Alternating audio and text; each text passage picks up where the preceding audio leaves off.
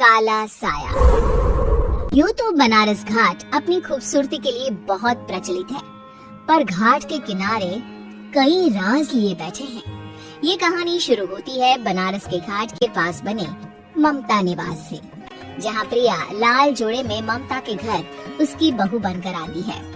आओ आओ बहू, घर को अपने पैरों से पवित्र करो। ममता घर की दहलीज पार कर ही रही होती है कि अचानक एक बहुत गंदी सी बास पूरे घर में फैल जाती है।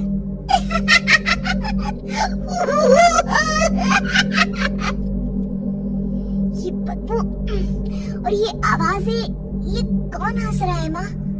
अब ये पड़ोसी ना हमारे थोड़े अलग से है। कहाँ हम शाकाहारी और ये मांस मच्छी खाने वाले। छोड़, तू ध्यान मत दे और गृह प्रवेश कर। और हाँ बहू, अपनी सास की एक बात हमेशा याद रखना, इन पड़ोसियों से तो कभी बात नहीं करेगी। अच्छे लोग नहीं है ये। अपनी सास की ये बात मानेगी ना बेटा? हाँ माँ, जो आपकी मर्जी, मैं उनसे बात नहीं करूंगी। अगले दिन प्रिया अपनी पहली रसोई बनाने रसोई घर में जाती है। ये छोटी बात तो नाक में जा रही है। एक काम करती हूँ, खिड़की खोल देती हूँ। प्रिया खिड़की खोलने जाती है। इतने जाले, लगता है इस खिड़की को कभी खोला ही नहीं गया। पर ऐसा क्यों? ओह, नॉनवेज की स्मेल आती होगी ना। 2 मिनट के लिए खोल लेती हूँ, फिर बंद कर दूंगी। प्रिया खिड़की खोलती है। खिड़की खोलते ही उसकी नजर सामने वाले घर की खिड़की पर पड़ती है, जहाँ एक लड़की खड़ी होती है, हाथों में मेहंदी, लाल रंग की साड़ी, बिल्कुल सजी धजी, मानो प्रिया की तरह ही वो भी नई नवेली बहू हो। वो प्रिया को देखकर मुस्कुराती है। हे भगवान, माँ ने तो इनसे बात करने को मना किया था। प्रिया फौरन ही खिड़की बंद कर देती है और तवे पर चढ़े रोटी की ओर देखने लगती है, पर वहाँ रोटी न होकर मछली पड़ी होती है। ये क्या? पहली ही रसोई में इतनी बड़ी गलती! हे भगवान, अब मैं क्या करूँ? प्रिया बहुत डर जाती है और फौरन रसोई की सफाई करने और फिर सभी के लिए खाना बनाने लग जाती है। जब वो सबको खाना परोसती है, सब तो ठीक है, मैं बेकार में चिंता कर रही थी। हे भगवान, ऐसे ही बस अपनी कृपा बनाए रखना। रात के वक्त जब सब सो रहे होते हैं, तब प्रिया को पायल की आवाज सुनाई देती है, जिससे उसकी आंख खुल जाती है। ये पायल की आवाज कहाँ से आ रही है? प्रिया उठकर उस आवाज के पीछे छत की सीढ़ियों तक जाती है। तभी उसे बच्चे के रोने की आवाज आती है। प्रिया छत पर जाती है तो क्या देखती है?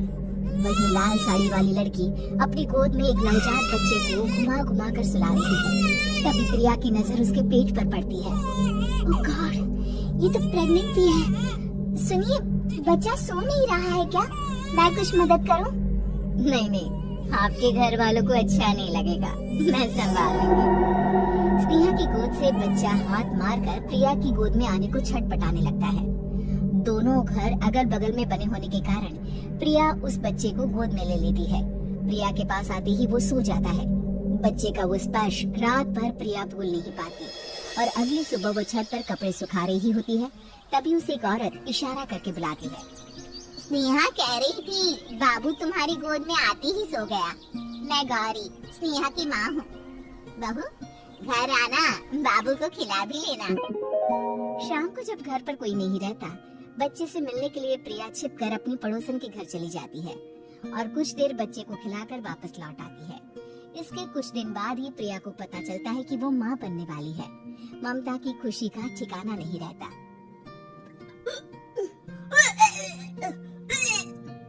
माँ जी, पता नहीं क्यों उल्टी आ रही है। प्रिया भागती हुई वॉशरूम में जाती है तो हरी और लाल रंग की उल्टी करती है। उस उल्टी में से कीड़े निकलते हैं। ये क्या? खून और ये कीड़े! माँ! माँ! प्रिया की आवाज सुनकर ममता दौड़ कर आती है, पर बेसिन में कुछ नहीं होता। प्रिया हक्की बक्की रह जाती है। ये सब क्या हो रहा है? प्रिया घबरा जाती है और अपने कमरे में जाकर सो जाती है। डर के कारण वो इतनी थक जाती है कि उसकी आंख लग जाती है। तब उसे ऐसा लगता है उसके पेट पर मानो कोई बैठा हुआ हो। कौन हो? प्रिया के पेट पर एक 5 महीने की बच्ची बैठी हुई थी, जो बुरी तरह जली हुई थी। माँ, तुम्हें मुझे लाई ना अपने पेट में। मैं तुम्हारी माँ नहीं हूँ। कौन हो तुम? माँ, देखो मैं जल गई बुरी तरह से। 6 महीने पेट में रहने को भी मुझे नहीं मिला। सहला दो ना माँ। बचाओ, बचाओ, माँ। ममता दौड़कर कमरे में आती है। प्रिया की बातें सुनकर वो सब समझ जाती है। तू कहीं बगल वाले घर में तो नहीं जाकर आई ना बहू? मुझे माफ कर दो, मैं गई थी माँ। उस घर में सब मरे हुए हैं बहू। कई साल पहले स्नेहा उस घर में बहू बनकर आई थी। कुछ ही दिन में वो एक बच्चे को जन्म देने वाली थी। पूरा घर बच्चे के आने की खुशी में खोया था। एक दिन अचानक उस घर में आग लग गई। सब बुरी तरह जलकर मर गए। गौरी आज भी दादी बनने का इंतजार कर रही है और इसीलिए स्नेहा ने अपना अजन्मा बच्चा तुम्हारी कोख में डाल दिया। ममता ये कह रही होती कि पीछे से उसके पैरों को एक बच्चा पकड़ लेता है।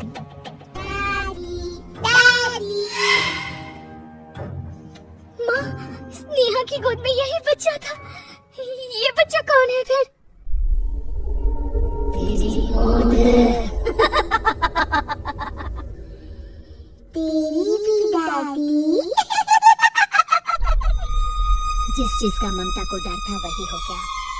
ममता निवास के ऊपर मौत ने चादर बिछा दी थी। प्रिया का पेट ऐसे बढ़ जाता है मानो 9 महीने का हो। 2 हाथ उसके पेट से बाहर निकलते हैं। बहू, संतोष को फोन कर, किसी पंडित जी को बुला बहू। प्रिया का पति भागता हुआ घर आता है। ये तो होना ही था माँ। तेरा बाप तेरे सामने आ गया तो तू सह नहीं पा रही है। स्नेहा घर में आग लगी नहीं थी, माँ ने लगाई थी, प्रॉपर्टी की लालच में। और वो बच्चा मेरी पहली पत्नी का बच्चा है, मेरा बेटा, जो कि उस आग की चपेट का शिकार हो गया था।